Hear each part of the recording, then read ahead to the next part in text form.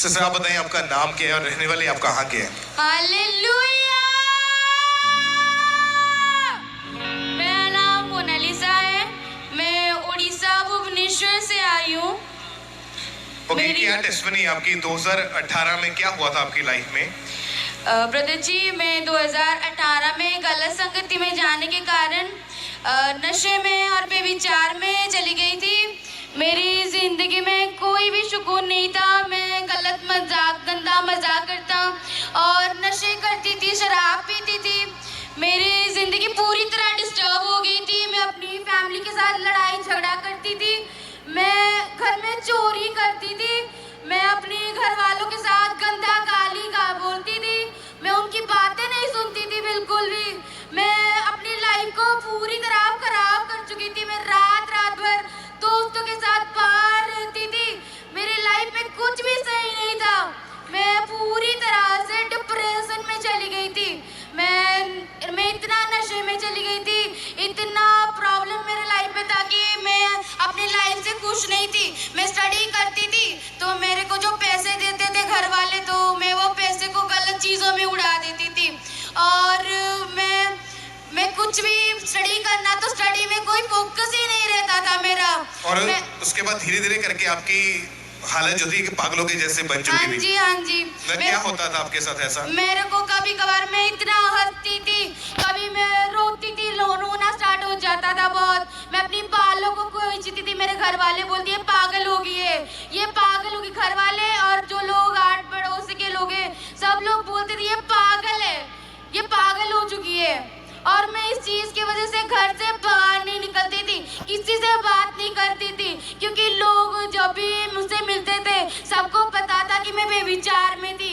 सब लोग आके मेरे घर वालों को बोलते थे कि आपकी लड़की ना सही नहीं है, वो इतनी पापी है, हमारे बच्चों से इसे ना मिलाओ, इसे अलग रखो। कोई भी हमसे मिलते नहीं थे। ओके, जब आपके नशे बढ़ने लगे, पागलपन के अटैक आपके ऊपर होने लगे, कोई आपको पसंद नहीं करता था, कोई आपसे बात नहीं करता था, आप जिस जगह जॉब करते थे वहां पर भी कोई फोकस नहीं था और इसी वजह से जॉब भी चले गई आपकी। हाँ जी। और आपके परिवार वाले भी आपकी ऐसी कंडीशन को देखकर हमेशा परेशान रहते थे। हाँ जी। वो तो कहते थे कि ब्रदर जी तुम मर क्यों नहीं जाती, तो ऐसे क्यों, तेरे वजह से हमें बात को सुनना पड़ता है। मैं इतनी डिप्रेस हो गई थी, ना माँ बाप है, ना भाई बहन है। और जिस चीज में मैं विश्वास करती थी ना, मैं उस चीज में भी मेरे को कहीं भी शांति नहीं मिलती थी। मैं मेरे जीवन का क्या होगा, मैं क्या करूंगी, मैं ऐसे जीवन जीना नहीं चाहती थी, मैं मर जाना चाहती थी। और फिर कैसे प्रभु यीशु मसीह ने आपको आजाद किया इन नशों से, पागलपन से, डिप्रेशन से? कैसे छुटकारा मिला फिर? मैं एक बारी YouTube चला रही थी, तो उस टाइम पे जस्ट स्क्रॉल करते करते पापा जी की एक वीडियो आई, तो मैंने कहा ये कौन है। मैं जब उनकी बातें सुनी ना, उनकी वॉइस मेरे कानों में बजा, मेरे को इतना शांति मिला, इतनी आराम मिली जब कभी भी नहीं मिला था। मैंने कहा ये बंदा कौन है, ये पर्सन कौन है। मेरे को नहीं पता था कि वो दास है परमेश्वर का। और मैंने कहा मैं इसे सुनूंगी, मैं एवरीडे सुनूंगी। मैं कंटिन्यू अंकुरनला मिनिस्ट्री के साथ जुड़ने लगी। मैं वचनों को, गवाहियों को सुनती रही कंटिन्यूसली। और जब मैं धीरे धीरे वचनों को सुनने लगी, मेरे अंदर से सारा चीज खत्म होने लगा।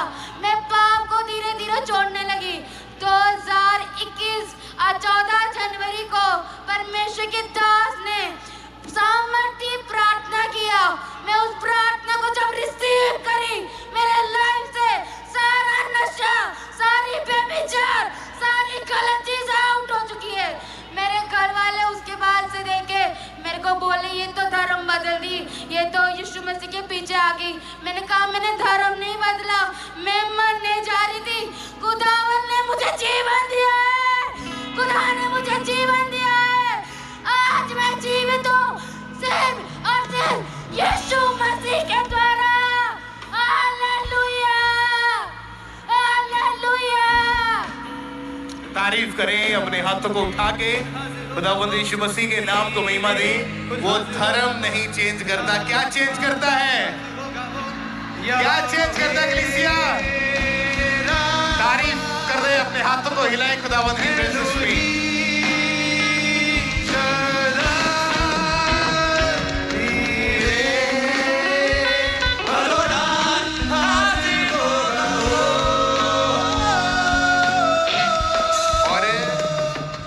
बताएं अभी कितने समय से आप नशों से पूरी तरह से आजाद हैं? मैं 5 साल 4 महीने से नशे से फ्री हूँ। कोई डिप्रेशन नहीं? कोई डिप्रेशन नहीं। अभी फैमिली वाले खुश हैं आपको देख के? खुश है, लेकिन वो लोग बोलती है धर्म बदल दिए, मेरे से कोई रिलेशन नहीं रखते हैं। लेकिन मैं खुदा के लिए जीऊंगी, क्योंकि जिस जीवित परमेश्वर ने